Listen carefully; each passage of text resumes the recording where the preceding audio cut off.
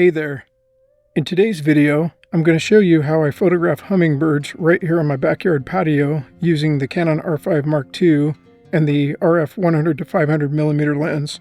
And we'll see if the eye detect autofocus in this camera is actually good enough to track the eye of this fast-moving hummingbird. Also, stay till the end and I'll share a rare encounter Sandy and I had with a black-chinned hummingbird and her baby. The footage of this encounter is epic. Let's get started.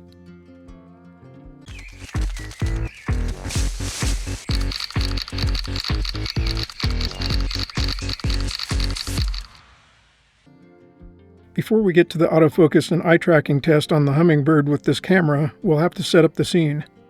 Okay, let's start with the basics. I'll be using a tripod for stability. Here I'm adjusting the feet of the tripod so the rubber can grip on the concrete for stability. Also, I'll level the tripod using the built-in bullseye level. These steps are important for stability and to prevent the tripod from moving or tipping over. Now let's dial in the camera settings on the Canon R5 Mark II. Let's set our shutter speed. Hummingbird wings beat up to 80 times per second. Set your shutter speed to at least 1/3200th of a second, or for best results, 1/4000 to freeze their motion. In this case, I'll be using the RF 100 to 500. I'll zoom the lens to 300mm. This focal length will fill the frame with the area where the hummingbird will approach the feeder and will have an aperture of 5.6. Use the widest aperture your lens allows, like f2.8 or f4 for maximum background blur and to let more light in. And as far as ISO goes, you'll have to experiment with this. Each camera handles ISO differently. For instance, I took this photo with my Canon 1DX Mark III at ISO 10,000. As you can see, this camera handles ISO quite well.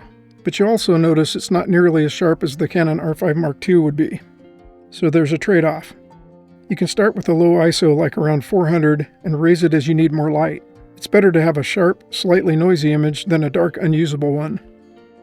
Okay, let's align the camera. I've hung my feeder in a spot with good natural light, and in the background I have a maple tree with nice soft green leaves. Now let's compose the shot. Here you can see I'm positioning the camera so that the green leaves on that maple tree will create a smooth green bokeh. Frame the composition with the feeder off center, leaving space for the bird to enter the frame.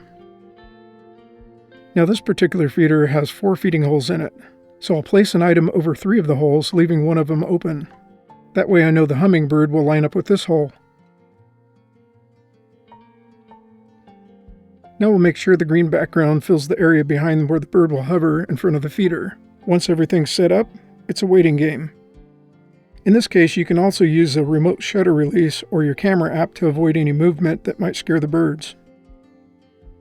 Okay, so here's the hummingbird. The Canon R5 Mark II looks to be tracking the eye quite well. Guys, the autofocus and eye detection in this Canon R5 Mark II is amazing. In my opinion, you can't go wrong with this Canon R5 Mark II for bird photography. So here's some shots I captured using this setup. Notice the soft creamy background that really makes the hummingbird stand out.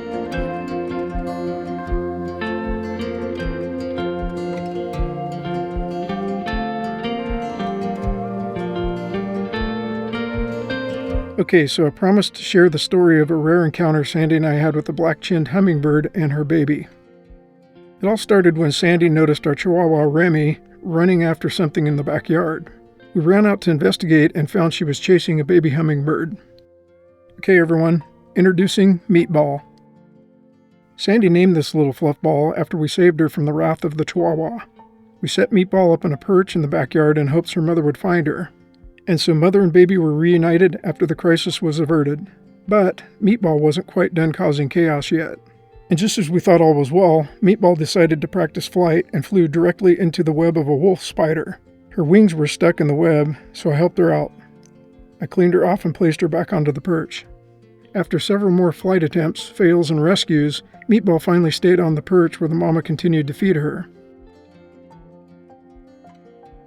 She stayed on that perch overnight, and the next day she was finally able to branch up in a tree. We were lucky enough to spend several hours watching Meatball being fed before she made her final launch up into the trees. And a week or so later, we saw her coming and going from the feeder with Mama nearby. We were so happy to see that she had survived the ordeal. It was such a cool experience. Okay guys, that's how I photographed the hummingbirds at the feeder in my backyard. The Canon R5 Mark II makes photographing the hummingbird that much easier with its outstanding autofocus technology. I hope you found the tips in this video helpful, and if you enjoyed this video, please hit that like button, and consider subscribing for more bird photography tips and tricks. If you're enjoying the content, please check out some of the other videos on our channel. Thanks for watching, and we'll catch you in the next one. See ya.